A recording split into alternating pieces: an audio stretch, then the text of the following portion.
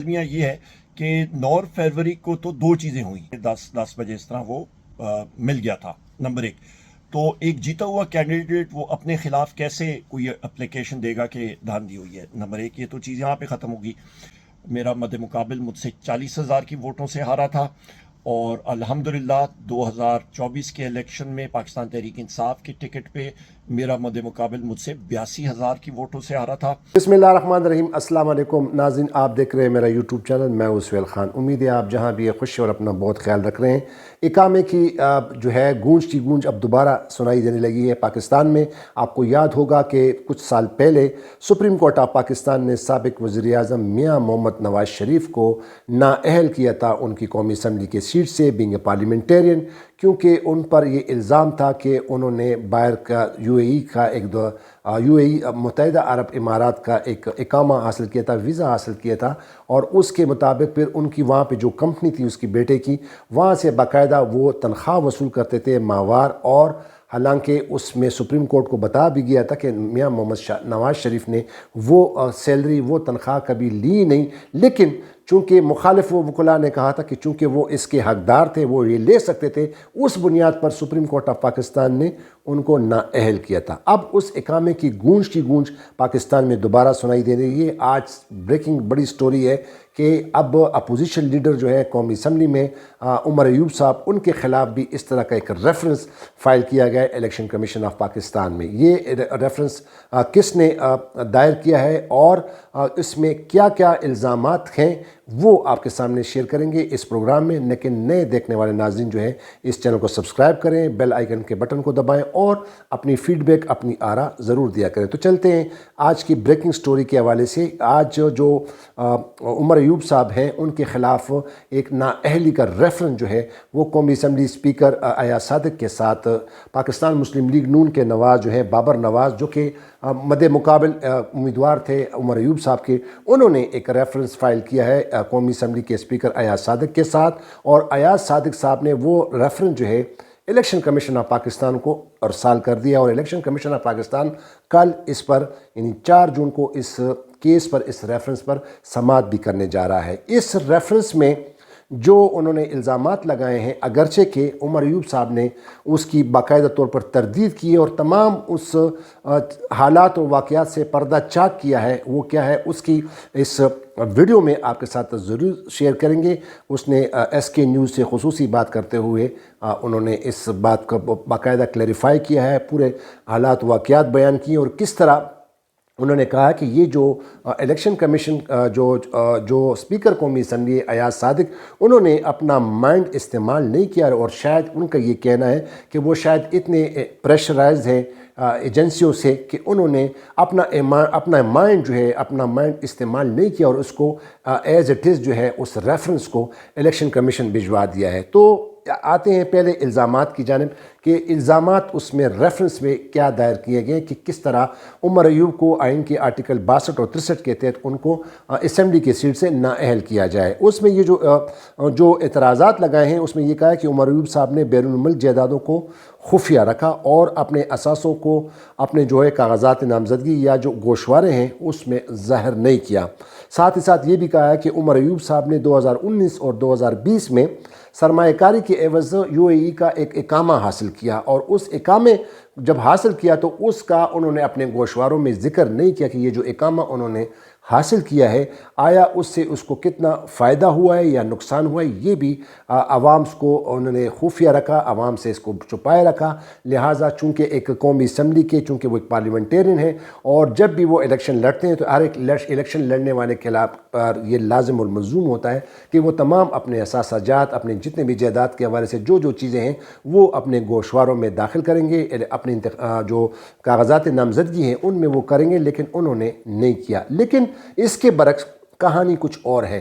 میں نے جب آج عمر ایوب صاحب سے رابطہ کیا تو انہوں نے تمام اس چیزوں سے اب ان کا جو ہے پردہ جو ہے انہوں نے چاک کر دیا، اور انہوں نے یہ کہا، ایک تفصیل پوری بتا دی اپنے اس مخالف کے حوالے سے، بابر نواز جو ہیں اس حوالے سے، اور اس کے جو پاسٹ ہسٹری بتا دی ہے، اپنے کس طرح انہوں نے 2 بار ان سے یہ الیکشن ہارا۔ ایک میں انہوں نے 42,000 वोटों से जो उमर अयूब साहब है वो जीता है दूसरे इलेक्शन में, फिर 82,000 के वोटों से जीता है। और वो ये दावा कर रहे हैं यानी उमर अयूब साहब कि बाबर नवाज़ ने उनको मुबारकबाद भी दी है। लेकिन अब ये रेफरेंस फाइल किया गया और इस रेफरेंस के हवाले से जो आज स्पीकर अयाज सादिक ने भेजा इलेक्शन कमीशन ऑफ पाकिस्तान को, तो उस पर बाकायदा तौर पर उमर अयूब साहब ने एक लेटर भी स्पीकर कौमी असम्बली अयाज सादिक को भेजा है और उसमें ये तमाम वजाहतें की गई हैं और उनमें ये खुसूसी तौर पर कहा गया कि उन्होंने अपना माइंड इस्तेमाल नहीं किया, इसकी तहकीकात नहीं की और इस पर जो है वो बज़ाहिर ऐसा लगता है, उमर अयूब साहब का यह कहना है कि बज़ाहिर जो स्पीकर कौमी असम्बली है अयाज सादिक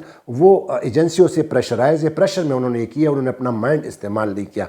तो उमर अयूब साहब का मौक़िफ़ क्या है ये ज़रा सुनिए इस वीडियो में, क्योंकि आज ये ब्रेकिंग स्टोरी है, तमाम चैनल्स पर चल रही है और ये तो मैंने सोचा कि क्यों ना उसका मौक़िफ़ लिया जाए उमर अयूब साहब का। उमर अयूब साहब का ये मौक़िफ़ है, उन्होंने पूरा इससे पर्दा चाक किया है, पूरी तफसीलात बताई हैं, इस वीडियो में आप देखें और आपको फिर पता चल जाएगा कि आखिर इसमें हक़ाइक़ क्या है, इसमें हकीकत क्या है। तो एक और प्रोग्राम में दोबारा आपके सामने हाज़िर होंगे, तब तक के लिए इजाज़त दीजिए। खुदा हाफ़िज़। पाकिस्तान जिंदाबाद।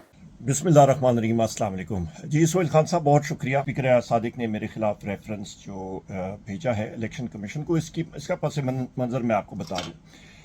मेरे मुकाबिल ने एक केस उसने किया था, इलेक्शन कमीशन को उसने भिजवाया था 2024 के इलेक्शन के बाद, और उस पर उसने एक फेक लेटर जो कि मेरे इलेक्शन एजेंट के हवाले से लिखा था और जो कि फिर डिस्ट्रिक्ट इलेक्शन ऑफिसर ने भी उसकी तरदीद की और उसने कहा वो लेटर कोई इस तरह नहीं मिला था और वो एक फ़ेक लेटर साबित हुआ। नंबर एक, जो मेरा मद मुकाबिल इस्तेमाल कर रहा था। उसके साथ साथ ये भी मैं कहता चलूँ कि वो ख़त जो है वो 9 फरवरी 2025 को उसने शो किया था कि वो मिला है डिस्ट्रिक्ट इलेक्शन ऑफिसर को। और यहाँ पे अलमिया ये है कि 9 फरवरी को तो दो चीज़ें हुई। एक, अल्हम्दुलिल्लाह, फॉर्म 47, मैं तो रुपोश था पर मेरी टीम के मेंबरान को सुबह 10:30 बजे इस तरह वो मिल गया था। नंबर एक, तो एक जीता हुआ कैंडिडेट वो अपने खिलाफ कैसे कोई एप्लीकेशन देगा कि धांधली हुई है। नंबर एक, ये तो चीज़ यहाँ पे ख़त्म होगी। दूसरी अहम चीज़, मेरे मद मुकाबिल ने 9 तारीख को ही फेसबुक पे और ट्विटर पे पाकिस्तान तहरीक इंसाफ और मुझे जीतने की मुबारकबाद पेश की और वो कुछ महीनों बाद उसने डिलीट की थी। ये भी हो गया जब उसको गैबाना तौर पे इंस्ट्रक्शंस आई थी कि ये करो।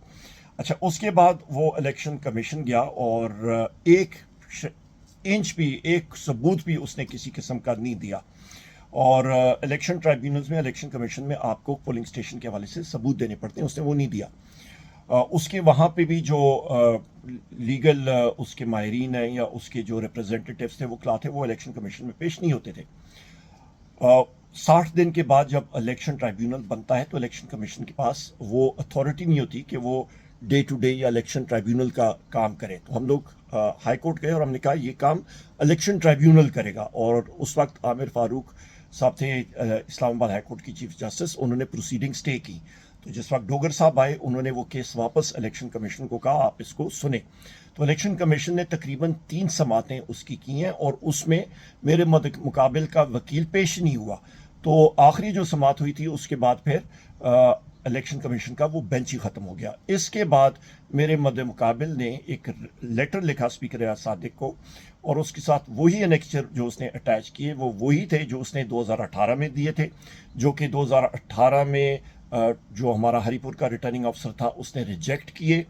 और उस इलेक्शन में पाकिस्तान तहरीक इंसाफ के टिकट पे मेरा मद मुकाबिल मुझसे 40,000 की वोटों से हारा था।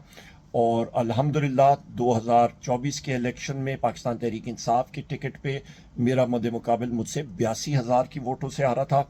और ये वो टाइम था जिस वक्त मैं अपने वालिद साहब का जनाजा भी नहीं कर सका और मैं कैंपेन भी नहीं कर सका। मेरे स्टाफ के मेंबरान को, मेरे साथियों को, मेरे कज़न्स को, यूसुफ अयूब खान साहब को जेल में डाला गया। अकबर अयूब खान साहब मेरे प्रोविंशियल कैंडिडेट थे, उनको अरेस्ट करने की कोशिश की, उनके बेटे को अरेस्ट करने की कोशिश की। मेरे दूसरे चचाजाद भाई अरशद अयूब खान साहब, उनको अरेस्ट करने की कोशिश की, मेरे बेटे को अरेस्ट करने की कोशिश की। 18 से ज़्यादा रेड्स हमारे घरों पे हुए केपी में। तो ये वो हालात है, हम लोग कैसे कुछ कर सकते थे। तो ये सब के सब इल्ज़ामात जो हैं ये Abbottabad bench Peshawar high court ने रद्द किए हैं। ये कोई नई चीज़ नहीं है, ये पुरानी घिसी पीटी चीज़ें थी और उसको मैं फिर दोहराऊंगा कि गैबाना तौर पे उस पर कोई चीज़ नाजिल हुई है रातों रात, या जो करने वाला है वो आपको मालूम है।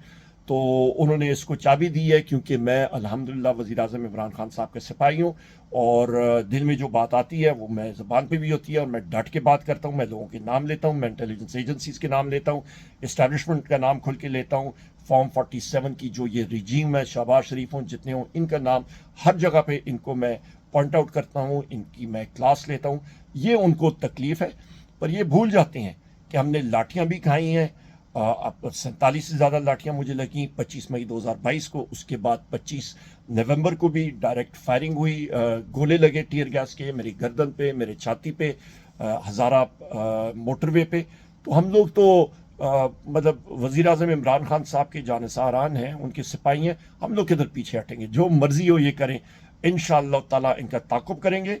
हम लोग हक़ और सच के रास्ते पे हैं, पाकिस्तान तहरीक इंसाफ हक़ और सच के रास्ते पे है। जीत जो है वो वज़ीर आज़म इमरान खान साहब की है, जीत जो है वो पाकिस्तान की अवाम की है, जीत जो है वो पाकिस्तान तहरीक इंसाफ की होगी इंशाअल्लाह। मालूम है कि मेरे मद्द मुकाबल ने स्पीकर एयाज सादिक को एप्लीकेशन दी, और स्पीकर एयाज सादिक ने बग़ैर तहकीक किए हुए, जो उसका फ़र्ज़ बनता था कि करता, माइंड अप्लाई करता, उसने मेरे ख़िलाफ़ रेफरेंस इलेक्शन कमीशन को भेज दिया है।